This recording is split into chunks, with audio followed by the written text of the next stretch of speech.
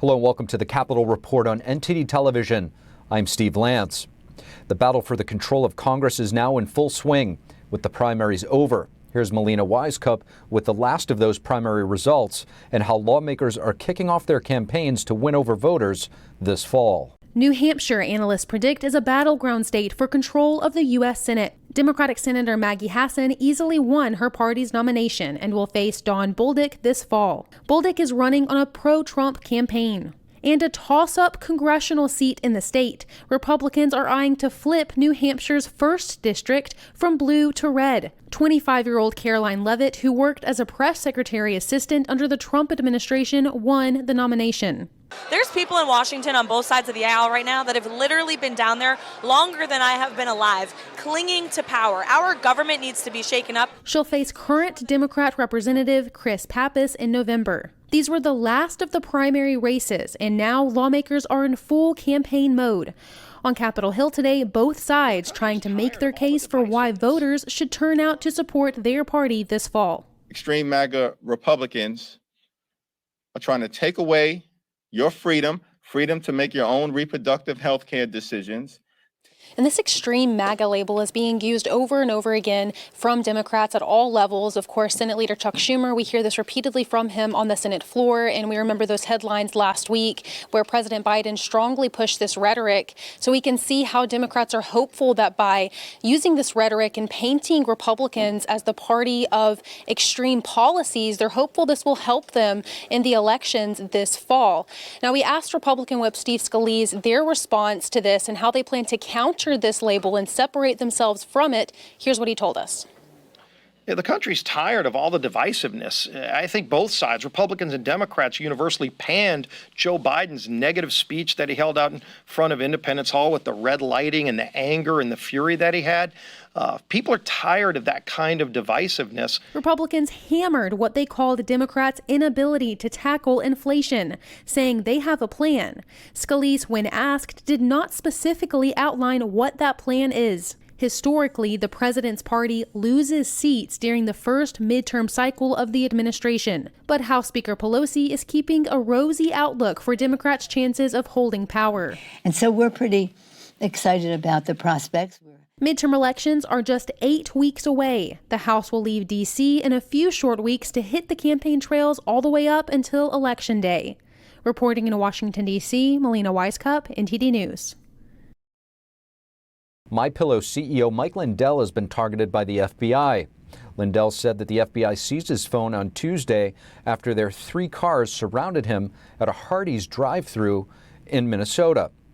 Lindell said the agents asked him about voting machines in Colorado and a county clerk who oversees elections.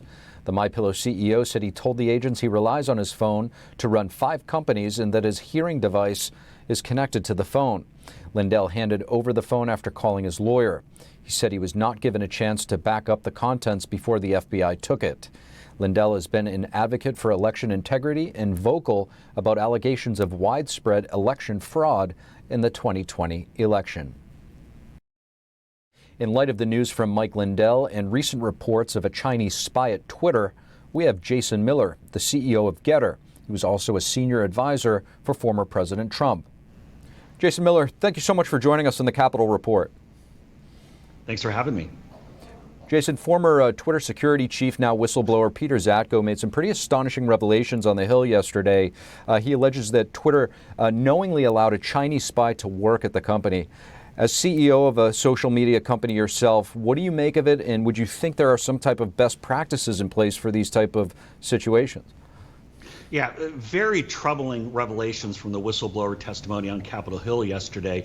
The fact that Twitter would allow an active agent, an active spy from the CCP to be infiltrating their midst. And again, to take it that next step forward, though, the reason why they allowed this person to stay in their position was because Twitter is so dependent now on mainland China for revenue streams.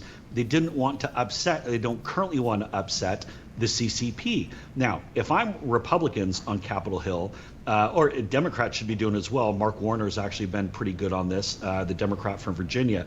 I hope there are follow-ups and letters being fired off to Twitter saying, who is this CCP spy and why have they not yet been removed from your ranks? Jason, when it comes to security and privacy, isn't this the holy grail of really any platform that relies on the trust of their users?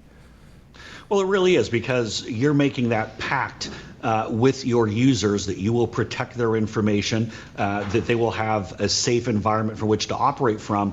And especially with something like Twitter, where the other comment that Zacko made was that literally a number of employees could go and manipulate or impact user accounts just on their own with no restrictions. That's very troubling, very problematic, because at the moment, Twitter is in many cases the public utility when it comes to the digital town square around the world. That's why Elon Musk was going after Twitter initially and not going after, say, CNN or the New York Times, because Twitter reaches virtually every country on the planet.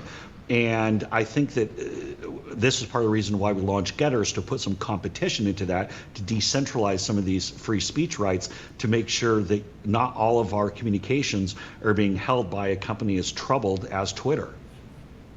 Really excellent point. Jason, I'd like to ask you about the Chinese-affiliated TikTok. It's been reported that they're collecting massive amounts of data from Americans, which could ultimately be weaponized against us. Is there anything the current administration can do to stop this? Absolutely. I think that the Biden administration should be putting the request into both Apple and Google Play to remove TikTok from their online stores. I think also that they should consider banning TikTok from the United States. It was something that, quite frankly, I wish President Trump had done before he left office. And the reason being isn't so much that it's not just a matter of the data security. It's even graver than that. Here's my concern. Right now, TikTok's algorithm is very sophisticated. It's very developed. And as you go through, they're telling you what you're going to want to see before you even think that you know what you want to see. They know how to read your mind better than you do. So let's take our younger people. You can join TikTok at the age of 13.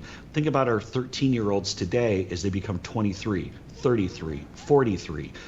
The CCP is going to have a psychographic analysis of the interests, the desires, the motivating factors for an entire generation of Americans. They will know more about our own people than we do. Think then how that impacts election interference, impacts thoughts of, as say China goes to invade Taiwan. And what they can do with manipulating what information is seen, what isn't seen. And it's really scary, again, these psychographic footprints, psychographic analyses that they're going to have on millions of Americans. That's a national security threat. Speaking of data, Trump supporter Mike Lindell has had his phone confiscated as of last night by the FBI, allegedly. We're seeing a rather ominous pattern here, Jason. As someone who worked for the former president and knows him well, what's your reaction to all of this? Well, I'm very troubled by the politicization of these law enforcement moves, and with particular regard to Mar-a-Lago. There still hasn't been anything that's been put forward saying that any item that President Trump had there, whether it was declassified or not, it was a national security threat. And what we're rapidly becoming are Cuba or Venezuela or any of these authoritarian governments where the criminal justice system or law enforcement is just an extension of whoever's in power. The concern is then, let's say Republicans take over. Do they then seek out retribution using the government and law enforcement and things of that nature against the Democrats? And then Democrats take over and the cycle continues. That's not how America is supposed to work. I'm very concerned that so much of this is all about politics. I mean, take a look at Letitia James, the Attorney General of New York, actually campaigned in 2018 on locking up President Trump. So guess what she's trying to do now that she's the Attorney General of New York? Lock him up. Fani Willis, the DA in Atlanta, who has formed the grand jury to look into Trump and Trump-related orbit or people in the broader Trump circle, also very politically motivated. The concern here also is that Americans start to lose all confidence in the FBI, in our DOJ, and especially with all the turbulence we've seen over recent years with the Mueller witch hunt and things of that nature, I worry about our being able to put the genie back in the bottle here. Gettr CEO Jason Miller, really appreciate you joining us. Thank you so much. Over $1.3 billion in COVID-19 relief funds for small businesses could potentially be defrauded. A watchdog report found that the money got sent overseas. The Small Business Administration Office of Inspector General said in its report on Monday that many applications for the loans were made using foreign IP addresses. There were over 200,000 such applications and over 41,000 were approved. This raises fear that the relief fund was granted to international criminal organizations. This happened between March 2020 and November 2021. The relief fund was part of the economic injury disaster loan dating back to the Trump era. The watchdog says it is investigating. Thank you for watching the Capitol Report. If you want to see our full broadcast, check us out at epochtv.com.